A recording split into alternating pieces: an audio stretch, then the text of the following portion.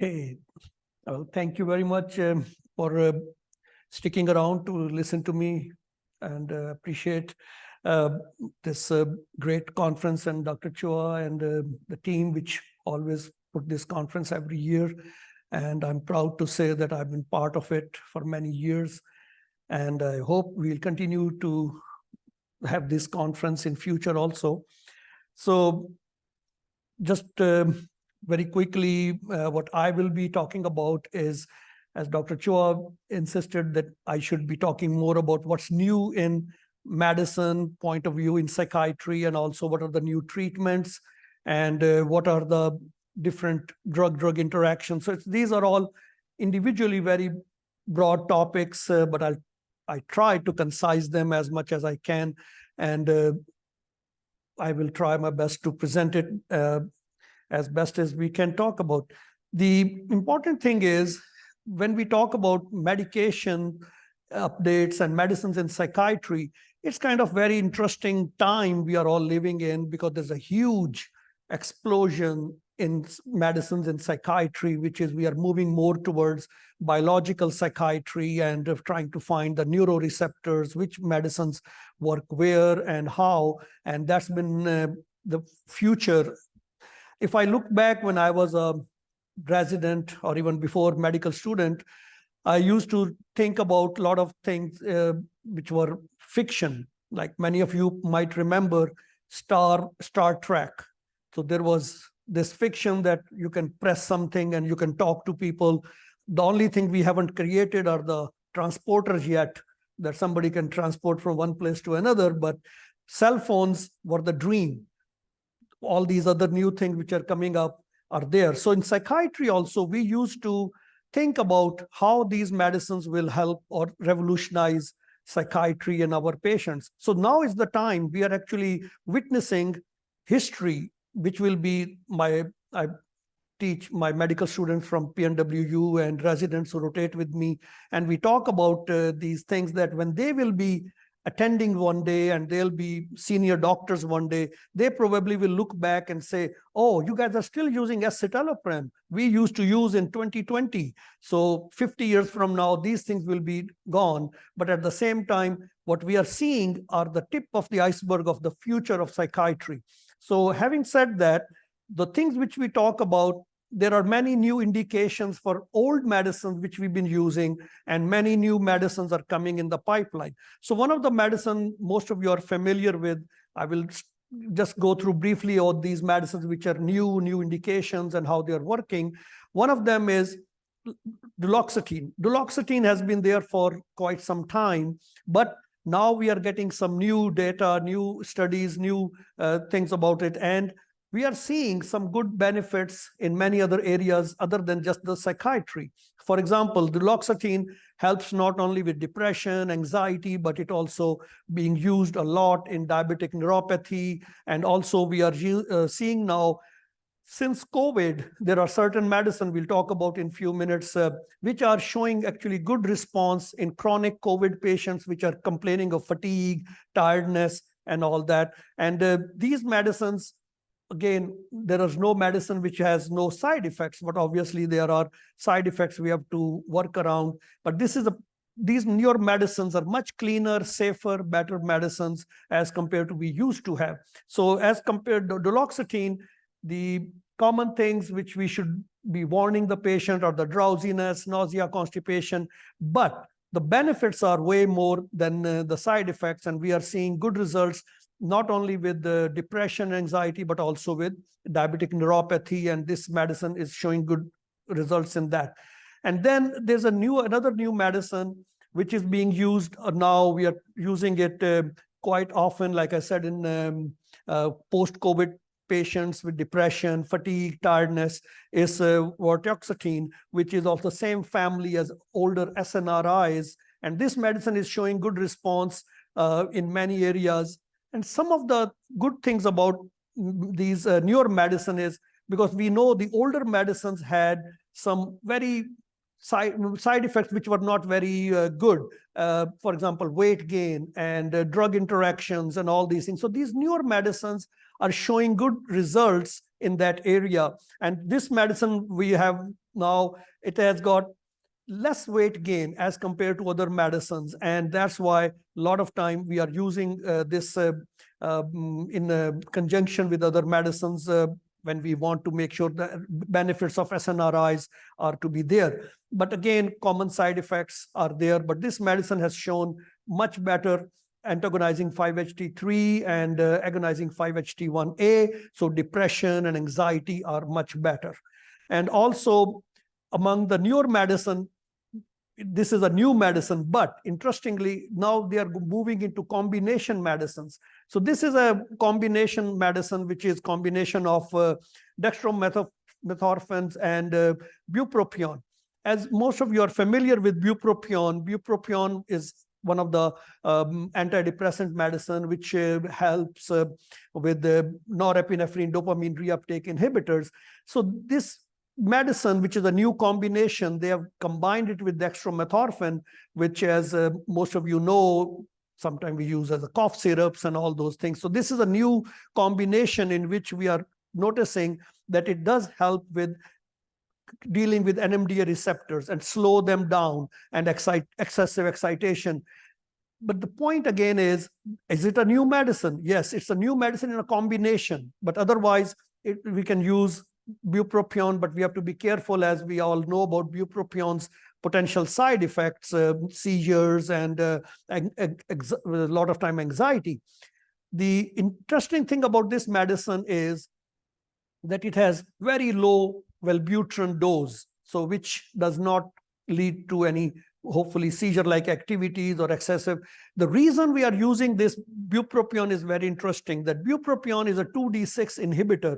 So it slows down the metabolism of dextromethorphan, and that leads to the benefit on this sigma-1 receptor, which helps slow down the NMDA receptor. So the point is that, like I said in the beginning, psychiatry is moving more towards receptor-specific medicines, and this will be a future of how other combinations will come up and how we will see the old side effects or problems being nullified by the newer combinations. Again, as all medicines can have some sexual side effects, diarrhea, dry mouth, and again, we have to be aware of it. If a patient has a history of seizure disorders, we have to make sure that we talk to them.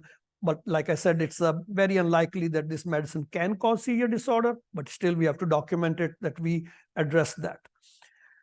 So this is another new medicine, which I'll give a disclaimer. I have not used it yet because I work at Lord's Counseling Center and at Reliance Medical Clinics. So on inpatient unit as well as in outpatient unit, we have not used any IV infusions. But this is a very interesting medicine, which has been a concept has been there for a long period of time. And the concept was, ladies suffer from depression way more than men, as we know, 2:1 ratio. So the concept was, why we cannot come up with antidepressants which will help the ladies with the depression more. So this is one of the first of that concept medicine in a postpartum depression indication. So this medicine is going to be hopefully used, and we'll see how the benefits and the results are. And this is used intravenously, postpartum depression. The timeline is of 4 hours. Then over a period of time, we give most common side effects, which we have come to know, are the drowsiness and lightheadedness, dry mouth, nothing major. But concept is very interesting, that these the medicines which are more from the GABA receptor receptors modulators will be future medicines, and that will help. Specifically, these are analogs for hormones. But again, we have to make sure that any patient we will use these medicines on are enrolled in the REMS program, which is very important to make sure that they understand the consequences and side effects of these medicines. So coming to some of the new medicines, but not new as such, but the new indications. So we are getting medicines which are used in schizophrenia, they were being used in bipolar disorder, but now we are seeing some of these medicines are also being used as an adjunct medicines in depression. The concept is still the same, that these medicines work on the D2 receptors, HT1A receptors, and these medicines are showing improvement. And as we'll see in few other slides down the road, the concept again is in psychosis and severe depression is prevention of the brain cells, because every time they have a psychotic episode, they have a severe depression, there's always some cell tissue death. So our goal is to help them preserve them as much as possible. So this medicine, which is aripiprazole, is a second generation medicine, and it is now we are using it very often in depression, because in depression, when severe depression, when other medicines are not working, augmentation with aripiprazole is showing good results. And again, we have to prevent hospitalizations, we have to prevent suicidality getting worse, and these medicines are being used. It is better medicine. It's a very interesting medicine in the sense that it's a dual action medicine. It blocks the dopamine where it needs to be blocked, and it enhances dopamine where it needs to be, like in frontal lobe. That's why it has good antidepressant properties. So these are the medicines which are leading to future medicines, which will be very area target specific, cell specific, and how they will work. But still, what we have right now is one of these medicine, and it is also, we have used it in Parkinsonism, in which we don't want to block more D2 receptors so that the Parkinsonism gets worse. So this aripiprazole is actually showing good response in those areas also. But again, common side effects, blurred vision, stiffness, weight gain, but comparatively it is better medicine, I would say, than we have in the past. And on the same note, this is another newer version of the similar medicine, but with a little bit more benefits. And this one is also being used now. It is also shown good results in severe depression. I've got several patients who have tried multiple SSRIs, SNRIs, and sometimes we have to, like we have talked in the past when I've done other lectures on this, that basic thing is the diagnosis. We have to make sure that what we are treating. So if we do a proper diagnosis, then we can select the proper drug, and then obviously the duration, the dose and the duration. So this medicine, brexpiprazole, piprazole, and all these medicines of this family, if you have a patient, you suspect they have a bipolar tendencies or they have some bipolar spectrum, these medicines work very well in their depressed phase. So keep in mind that these are the medicines which are primarily atypical antipsychotic family of medicine, but they do help with depression when we are using them carefully. And we have to be aware of again, the side effects, extrapyramidal symptoms, and worsening of suicidality in some cases, but it's not very common. And talking about some other newer antidepressant medications, we have this new medicine, cariprazine. It is also showing good response. We are using it in bipolar depression. We are using it in mixed stage depressions. And again, these are the medicine which has got better profiles. These are less side effects, less weight gain, and these are some of the medicine which are helpful. But you have to always obviously talk to your patient and see what time is the best time to give them the medicine, because some of these medicines are still, sedation is a major side effect and they do feel sedated, but these medicines are showing good response. And we are still trying to find the perfect medicine, perfect antidepressant, perfect antipsychotic medicine, perfect bipolar disorder medicines. But the reality is we are moving towards medicines family, which will be down the road in future. If, like I give now, still have this problem when I write patient a medicine, for example, aripiprazole, and my patient, most of them, they are very interested in Google MD. So they go home, they check on Google, and few days later they come and say, why are you giving me antipsychotic? I am not psychotic, I have depression. So that Google MD teaches them all these things. So as a clinicians, as a doctors for the future, it's your job to educate them that these are the future medicine, which right now, yes, they are in the classification, but down the road, they will be all psychotropic medications, and we will know which medicines to use in which areas to help them. So not only go by the classification of antipsychotics or these medications. One of the newer medicine, which is also part of the atypical antipsychotic family, but it is one of the newer medicine, which one of the things about all antipsychotics is weight gain. A lot of time your patients will complain that I'm on this medicine and I'm gaining weight. Unfortunately, in some cases, weight is within few weeks, few pounds, and nobody likes it. So these new medicines are targeting on that area also. So there's a less weight gain, less sedation, and this medicine, lumateperone, is another second generation antipsychotic medicine, which is indicated, FDA approved for bipolar 1, bipolar 2, for the depression and the mood issues, along with we are using it as an anti-seizure, antipsychotic medications. So talking about weight gain, one of the medicine, as most of you might have used it in your patients or are aware of it, is olanzapine. Olanzapine is a very good medicine. It helps very quickly on inpatient unit. We use it on the patients who are acutely agitated, psychotic. It helps them calm down and they feel better.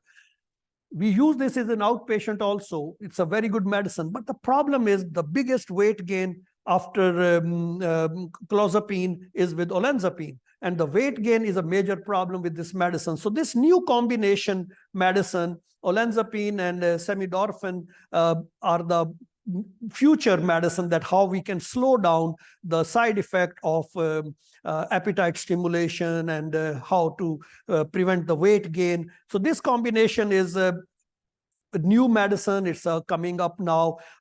People are using it. We have used it, and it is obviously many times we are slave to the insurance companies, that they have to approve it. They have to try many other medicines first. Only then they approve these new brand name medicines. So that's what the future is, that they will help. And hopefully insurance companies and other agencies will look into that. What are the obviously consequences of weight gain? Weight gain leads to cholesterol, diabetes, other effects on these medications. And when they allow us to use these medicines, hopefully there will be more preventive things towards those problems, and we can use good medicine plus the less medical problems with those patients. And one thing which is coming up new in psychiatry, these newer medications, as we'll see now a few of the slides, the concept again is when a patient has been diagnosed with schizophrenia, and as most of you have talked about it or seen these patients in the past, if we had a patient who was 18-year-old, first episode of schizophrenia or psychotic episode, and if somebody was vigilant enough, they did an MRI on that patient about 20 years ago. And if that patient was diagnosed properly with schizophrenia and followed up and all that, but if they were not taking medicine or whenever there's an episode of psychosis, the reality is they will gradually, with every episode of psychosis, they will lose gray matter. And gradually, if you look at their MRIs, their cortex will shrink by, we see their ventricles enlargement and all that. So what is that? That is that every episode of psychosis, there's a gray matter death. Some tissues die. So over the years, they become resistant to the medicines. They become chronically ill. So what is the best way to do? Best way is the prevention. The prevention is the best treatment. So we prevent from episodes from happening.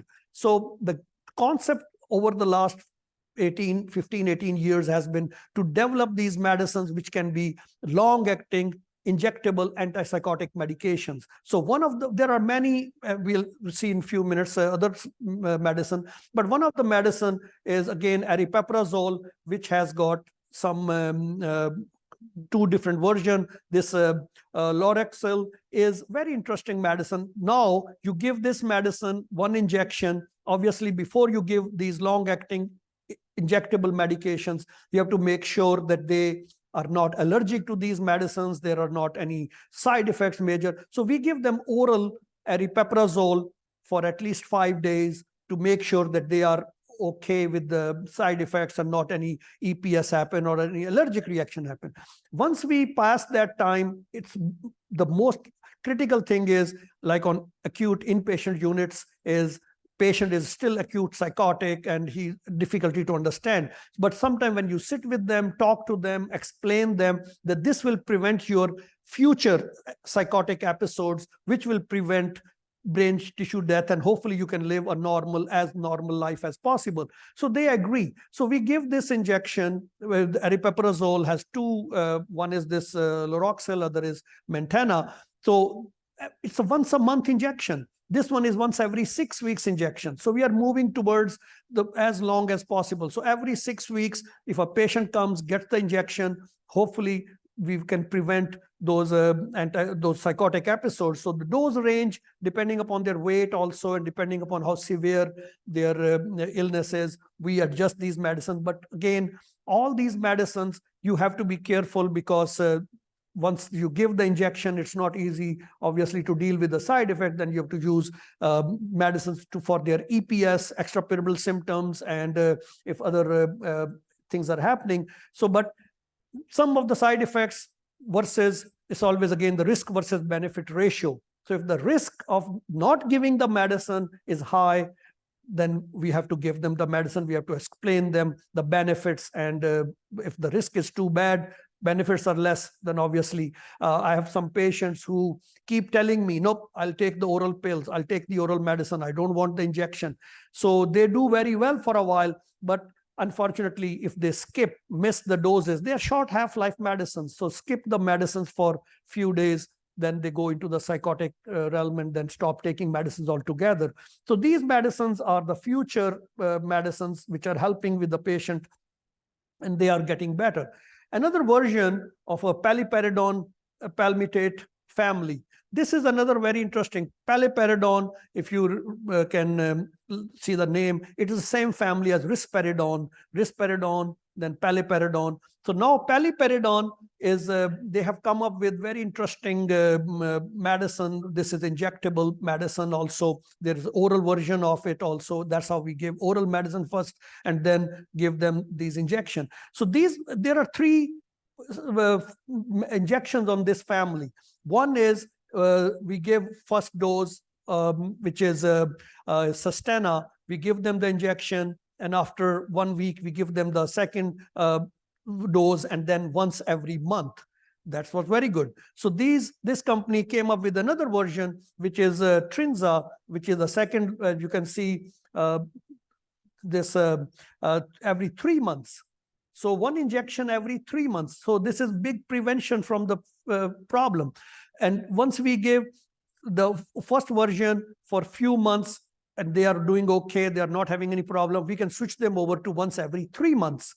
So they do very well on that medicine also. There is 4 injections after almost a year or so. We can go to the third one, which is every 6 months. So imagine a patient with psychotic episodes and all that. Now, hopefully, if they do well on this medicine, we can put them on this Hyfera, which is 2 injections a year, and they can live now as normal, happy life as possible. So again, this is part of the whole future that we have to educate the patient, we have to educate the families and help them in understanding that why these medicines can help them with the worsening of the symptoms down the road. But again, we have to be careful. We cannot give once every 6 months injection right away because it's not going to work very well. If there's any problem, it will be too bad. So we have to make sure that they don't have any problem with the initial injections, and then we go to Hyfera or the 6 monthly injection. Now, again, talking about what's new in the future. So this is a very interesting thing now.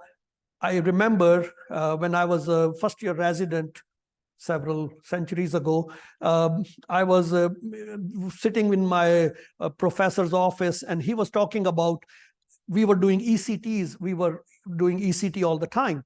So he said, I'm talking about like 35 years ago. And he said, down the road, there will be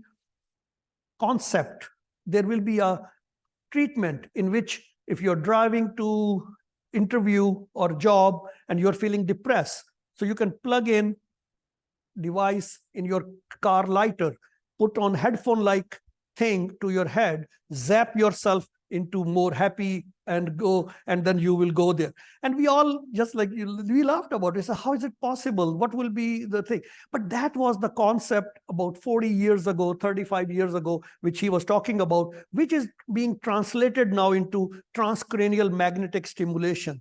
And it is amazing. Like few years ago, when FDA approved TMS, and I called my professor at St. Louis University, and I said, sir, this is the concept. He said, yes, this is exactly what we were talking about, and this is future. This is going to be. So transcranial magnetic stimulation is going to revolutionize psychiatry in a big way, and it is already doing it.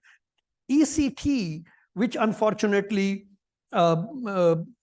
because of some movies, if you can recall, some of the movies created a bad image of the ECT, and ECT did not get the full traction, although it's one of the best medicine, best treatment in the geriatric population, in pregnant females, but hardly we do it. In Tri-Cities, we don't have any ECT. But the TMS is the future, is going to help a lot of patients in future, as you will see. This is a very interesting concept in which the consists of placing an electromagnetic coil on the patient's head, delivering magnetic pulses that pass into the either stimulate or inhibit the cortex depending on the pulse frequency. So we have TMS in Tri-Cities also. So for the ECT, we used to send our patients either to Yakima or Spokane or Seattle. So luckily we are using this, and there are some other agency which are starting the TMS programs also.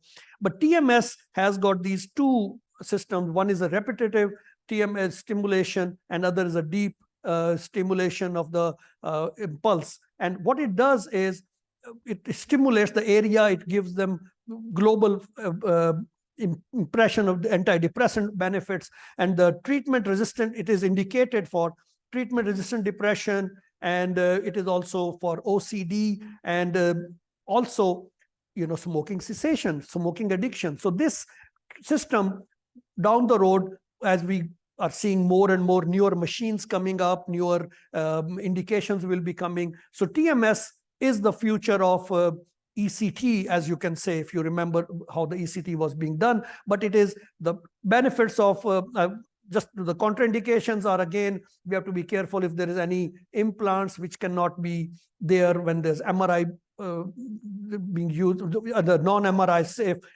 implants are there, we cannot use that. And also if there's a family issue of seizures, pregnancy, severe heart disease, uncontrolled migraines, or if there's alcohol consumption in the recent past. So how this works is, this is an outpatient setting.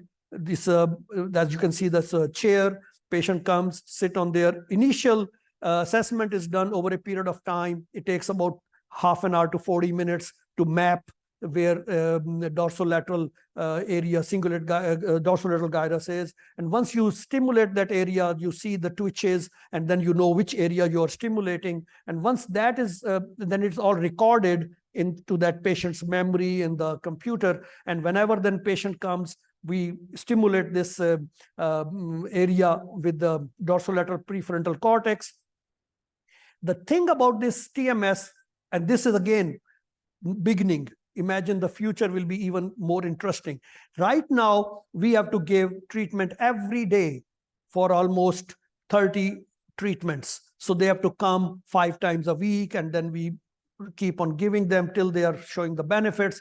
So like it says, For anxiety, and we need 36 treatments, and for OCD, 29 treatments. So this is done every day, and it takes about half an hour. Patient comes, sit in the, they can watch TV or they can read something, and we keep on giving and stimulating the cortex, and they get the benefit.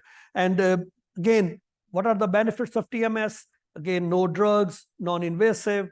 There's some transient headaches, but there's a discontinuation due to a very low discontinuation with the TMS. Also, what we have with our practice, we have the TMS machines and we are using it. These antidepressants which patient was taking, they actually work better on these patients also. They are showing good response as a adjunct medicine with each other, and they are showing good remission rates. Most common side effects are transient headaches, local scalp discomfort, and sometimes they have a sleepiness, but it's not as bad as other things were in the past. So moving along, among the newer medicines which are coming up, one is, as you might have heard and might have used in patients also, is esketamine treatment. Esketamine is again NMDA receptor antagonist, and the concept is that this is the old ketamine. No, it's the esketamine, which they've cleaned it up, and it helps with depression. Again, it is so far indicated for treatment-resistant depression. What we are using is a nasal spray. We are not using any IV infusions. As you can see, infusion of ketamine is not FDA approved yet, but there are some clinics I know in town which are using the IV infusions. But you have to be very careful, because there are some very serious side effects can happen, and you have to make sure that patients are stable. And indication again are treatment-resistant depression, chronic suicidal patients, and when the antidepressants alone are not working very well. So these are the sprays we use. Common adverse events are again dissociation, dizziness, and these patients we have to be careful about in any severe sedation, dissociation. So whenever we use these medications, these patients have to be obviously enrolled through the REMS program, and they have to be educated that these are the benefits, these are the side effects, and they have to agree, and REMS have to approve it also. So whenever a patient comes to us, we have to arrange this. It's like they are coming for at least 2 to 3 hours, and it is done in a controlled setting. There's a nurse available who watches the patient, monitors, because after giving this medication, 2 hours monitoring is FDA recommended to make sure their blood pressure is okay, make sure they are not overly sedated. And obviously somebody should come with them to take them home. They should not be driving back on their own because of the sedation effect of this medicine. And also no eating or drinking any fluids 2 hours before. Patient must not drive or operate machinery. And this esketamine is also showing good response. I've got several patients who had chronic depression. They were not responding well to the medications. And one lady, specifically, I remember her, she had tried ECTs, she had even tried the TMS, and it was like end of the road kind of thing for her. And when this esketamine was approved, so I offered her, would you like to try this? And she did, and she's doing amazingly good. I hope she continues to do well, because the benefit again is very good right now. So I know I have a race with the time. So coming to third part of my discussion is about different drug-drug interactions. So drug-drug interactions in psychiatry is very important, because I'm not saying in a negative way, but sometimes patients, when they come to us and they're complaining, they're depressed or anxious. So when you ask them about what else are they taking, many times they don't feel comfortable, or they don't think it's important to tell me everything they are taking. If they are taking, for example, medicine to quit smoking, or they are using blood thinners, or they are using any contraceptives, they don't think it's important to tell a psychiatrist all this. So they don't tell us. And if we don't ask them specifically, then obviously they won't say, and then I will miss the medicine they're taking. So whenever we use any psychiatric medications have a lot of interaction with other drugs through the cytochrome P450 system. So cytochrome P450 system, in old days when I was a medical student, or I would say when I was a resident also, I had no idea what cytochrome P450 system is. And a lot of time at that time, they used to say it's an idiopathic reaction. You give some medicine and something bad happened. We don't know why it happened, but now we know that there's an enzyme system in the liver which is responsible for metabolism of different medicines, either they're inducers or inhibitors. So whenever you are using any medicine, this is my suggestion for the future doctors and students now, that please just spend 2 extra minutes, look up the medicine, what does it do in the cytochrome P450 system. So for example, there's a system 1A2, and this system, the inhibitors of this system are fluoxetine, paroxetine, sertraline. These are the common antidepressant medicine we use all the time. But at the same time, your patient, when they are for this system, the substrates are the caffeine and the tricyclics and all these things. So what does caffeine has to do with these medicines? So if you don't take a proper history, you didn't ask how much coffee you drink in a day. Like most of you might have drank several cups of coffee since morning or in last 2 days. So coffee is metabolized by 1A2. So here is a patient who comes to a psychiatrist, says that I'm anxious, I can't sleep. So I say, okay, fine. We go through the whole thing and we diagnose them. Oh, you're suffering from depression. So I put him on sertraline or fluoxetine or paroxetine or any of these antidepressants. And if I didn't take a proper history, how much coffee they drink. So they drink 2 cups of coffee in the morning, 1 cup at 11 o'clock and 1 at 3 p.m. So now what is happening? 4 cups of coffee will feel like 6 cups of coffee or 10 cups of coffee, because whenever these antidepressant SSRIs, they block the 1A2, the metabolism of caffeine slows down. So now caffeine stays in system longer. So they're more anxious now. They're more tremulous. They're more having difficulty sleeping. So you have to educate them that, hey, I'm putting you on this medicine.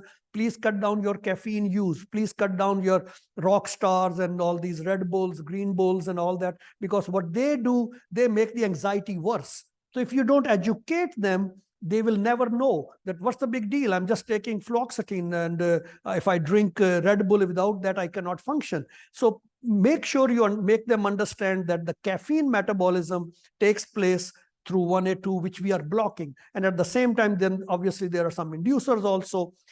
And there's another very interesting thing that sometime when the patients are on the unit in a hospital setting, so we have restrictions. You cannot smoke, you cannot drink coffee, you cannot do this, you can read the newspaper, and that's it.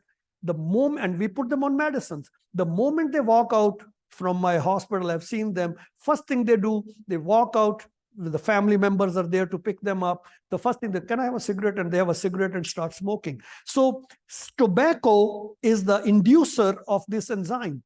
So tobacco, when they use tobacco or smoking and all that, then these medicines are metabolized much faster. And that's why after a few weeks, the closed environment setting is no longer there, and now they are having problems with the medicine not working very well. So this is again part of the education, which you have to educate your patients that you are taking the medicine, so please cut down cigarette smoking, cut down caffeine, and you will do well. Another interesting system is 2C9. Again, as you can see, fluoxetine and all these other medications, substrate of the 2C9 is warfarin and NSAIDs. So all their metabolisms are also impacted by these psychiatric medications, or if you're using carbamazepine as an anti-seizure medicine or pain medicine. So these are the inducers of these enzymes. And 2C19 is also very important because this is a system in which all the benzodiazepines are used. So now you have a patient who's anxious and who's taking benzodiazepine. A lot of time, this is again my personal experience, and maybe you can also agree with that. You might have seen these patients. A lot of time, these patients go to primary care physician or other physicians, and they're taking medicine, and they don't tell, again, like I said. So I put them on antidepressants or anything, and then again, Benzodiazepines they are taking from other doctor, anti-anxiety medicine as SSRI is taking from me, and now suddenly they are having more problems with the confusion, sedation, or they say, nope, my medicine is not working, I'm more anxious, because we have got the inhibitors and inducers in this system, and benzodiazepines are not properly metabolized, and either they become overly sedated. I can give you a quick example of a patient of mine. This lady was in her late 50s, and she was feeling very depressed and not doing well because she was in pain. She was in arthritis and all that. So I asked her during my interview, what medicines are you taking? And she told me everything except very conveniently skipped how much hydrocodones she's using. And so I tell that you're taking, yeah, I take Tylenol, I take this, but she didn't mention about hydrocodones. So what happens is I gave her some antidepressant medicine, not knowing, because she didn't tell me that she's on these medicine. So she was given some one of these fluoxetines. So she went home, and she was obviously more in pain because fluoxetine and all these, they shut down the metabolisms or slow down the metabolism of the pain medicines. So she went to her doctor and told the doctor that I'm in pain. And obviously the knee-jerk reaction many times we do is increase the dose. So they increase the dose on her. Other knee-jerk reaction is we stop the medicine. Hey, you are abusing, or now you're drug seeking and all these things. But in her case, the doctor gave her more hydrocodone. Whatever happened, for a few days, she did not take fluoxetine or skip the doses. Now the dose of hydrocodone was way high, and she fell and injured her face. She was bruised when I saw her, and I asked her what happened. She said, I don't know, I was taking the same medicine. And so what were you taking? I was taking hydrocodone, I didn't tell you. So what happens again is these medicines slow down the metabolism of these pain medicines, also their conversions. So then these things can happen. So you have to be careful. Always ask them what other medicines they are taking, and be careful what system they might be getting interfered with. And one of the biggest system among the cytochrome P450 is 2D6. And 2D6 is responsible for metabolism of all these beta blockers and these tricyclics and all. And when we use other medicines, simple medicines like cimetidine or methadones and duloxetine, they all interfere with all these medicines. So my message is not that you become more scared that, oh my God, I'm giving this medicine, is medicine going to do this? No, the message is be aware of the drug-drug interaction so that you can help the patient in a better way and make sure that they are not having any adverse events just because of the drug interaction. And one last system which we all talk about is 3A4. This is very interesting and very important because many times patients use alprazolam. Alprazolam is unfortunately used very frequently for acute anxiety or some stressful event happen. And alprazolam is metabolized by 3A4. And many times when patients don't tell us or we don't ask them properly, and we use just simple as grapefruit juice. They drink grapefruit juice, it will inhibit alprazolam, and then the levels high, and they are having again the falls, and those things are common. So these are some of the, it's a very superficial discussion on this drug-drug interaction. There are specific drugs. You have to know what are they doing to the, like I said, to their birth control pills, other anti-seizure medicines. So sometime if you're well aware of the cytochrome P450 system drug interaction, actually you can use that for the benefit of the patient. You can use one medicine which can slow down the metabolism of the other medicine, and that medicine will work even better. So it's all very intricate, and anyone who's interested in this, I think we have got wonderful pharmacologists in town also who always enjoy whenever I have a discussion with them. They want us to know, why should I not do this? Why should I do that? And you guys can call them also, and hopefully we can help our patients. Thank you very much.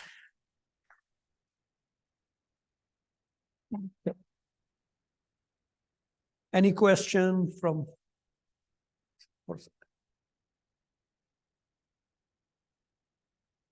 Thank you for that most interesting talk, Dr. Hashmi. Could you comment on the relationship between cannabis and psychological or psychological diseases in America today, or at least in our region here, such as acute psychosis? Well, if everybody will let me go from here safely, I can talk about it.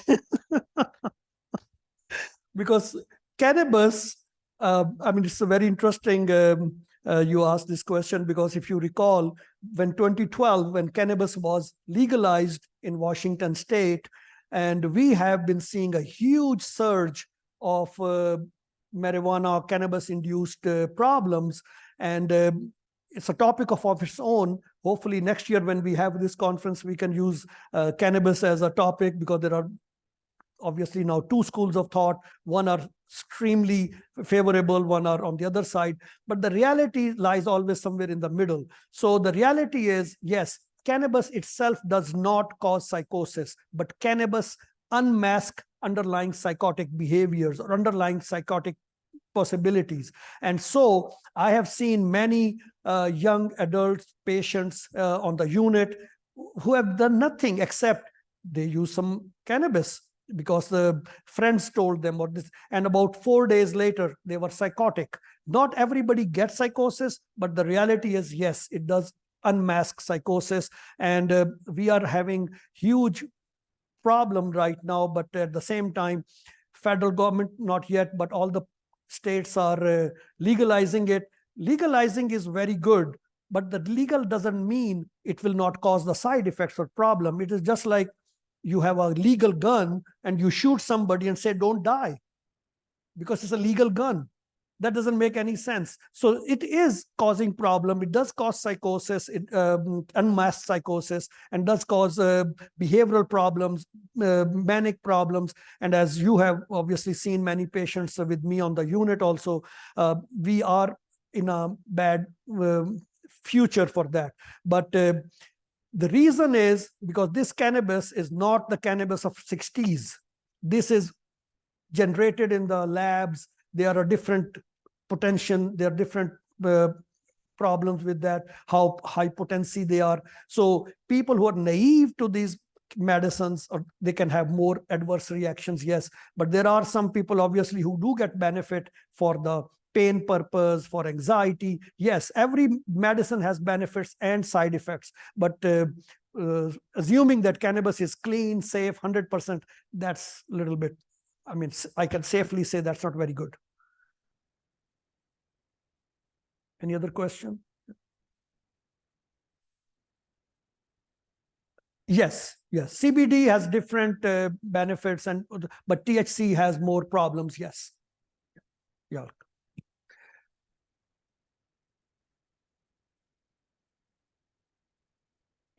Tri-Cities does have TMS then? I mean, and yes. Is that fairly covered by insurance?